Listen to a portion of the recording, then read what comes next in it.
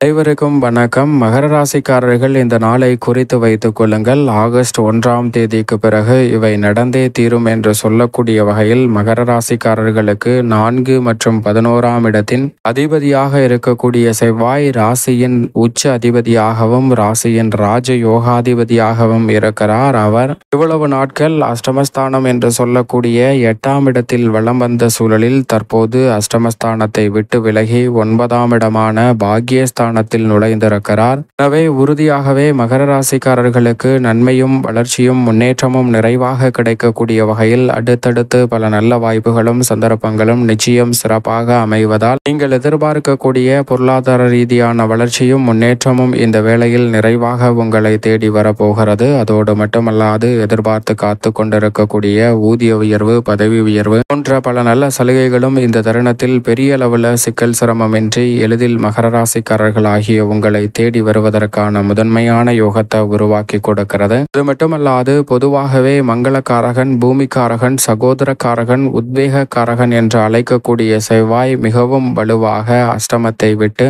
விலகி இருப்பது நிறைந்த நன்மையை ஏற்படுத்தும். ஏனென்றால் பொதுவாகவே செவ்வாய் ஜென்மம், அஷ்டமம், விரயம், அத்தாஷ்டகம் என்று சொல்லக்கூடிய இடங்களில் வலம் வருவதை காட்டிலும் மற்ற இடங்களில் நிறைந்த மாற்றத்தையும் முன்னேற்றத்தையும் ஏற்படுத்தி கொடுப்பார். அந்த வகையில் பார்க்கும்போது மகர ராசிக்காரர்களுக்கு அஷ்டமத்தை விட்டு விலகி இருப்பதால் முதன்மையான அதிர்ஷ்ட யோகம் கிடைக்கிறது. பொதுவாக புதனின் உச்ச வீட்டிற்குள் செவ்வாய் செல்வது சாதகமற்ற அமைப்பு என்று பார்க்கப்பட்டாலும் மகர ராசிக்காரர்களுக்கு அது நிறைந்த நன்மையை அள்ளி கொடுக்கக்கூடிய பாக்கியஸ்தானமாக அமைகிறது. அது மட்டுமல்லாது செவ்வாய் சப்தம பார்வையை வெற்றிக்கே உரித்தான 3இல் பதிப்பதால் நீங்கள் எதிர்பார்க்கக்கூடிய முன்னேற்ற வாய்ப்புகளை நிறைவாக சந்திக்கக்கூடிய சந்தர்ப்பம் நிச்சயம் நிறைவாக கிடைக்கிறது. இழுபறியாக இருக்கக்கூடிய பல காரியங்களை எளிதில் செய்து முடிக்கக்கூடிய சந்தர்ப்பம் உறுதியாக கிடைக்கிறது. மந்தமாக இருந்து வந்த பல்வேறு வகையான காரியங்கள் இனி விரைவாக சூடுபிடிக்கக்கூடிய வகையில் துரிதமாகவும் விரைவாகவும் மேற்கொள்ளக்கூடிய சந்தர்ப்பம் உண்டு. சொந்தமாக நிலம், வீடு, வீட்டுமனை, வாகனம் வாங்கக்கூடிய முயற்சியில் ஏற்பட்ட தடை தாமதங்கள் விலகி அவற்றில் சிறப்பான முன்னேற்ற வாய்ப்புகளும் நிறைந்த நன்மையும் கிடைப்பதற்கான சந்தர்ப்பம் நிச்சயமாக இந்த தருணத்தில் மகர ராசிக்காரர்களுக்கு உண்டு.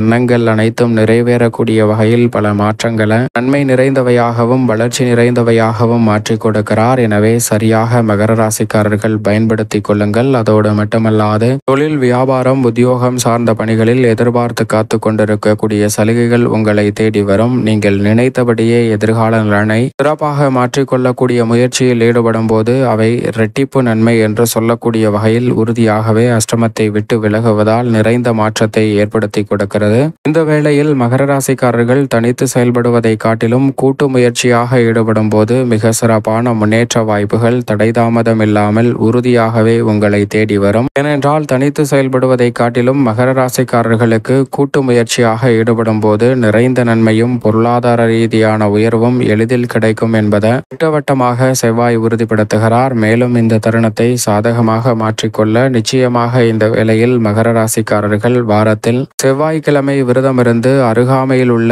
முருகப்பெருமான் ஆலயம் சென்று தீபம் ஏற்றி வழிபாடு செய்யுங்கள். தடை தாமதம் அனைத்தும் தகர்த்தெறியப்பட்டு தங்களுடைய வாழ்வில் மகிழ்ச்சியும் மனநிறைவும் உறுதியாக மகர ராசிக்காரர்களை தேடி நிச்சயமாக வரும்.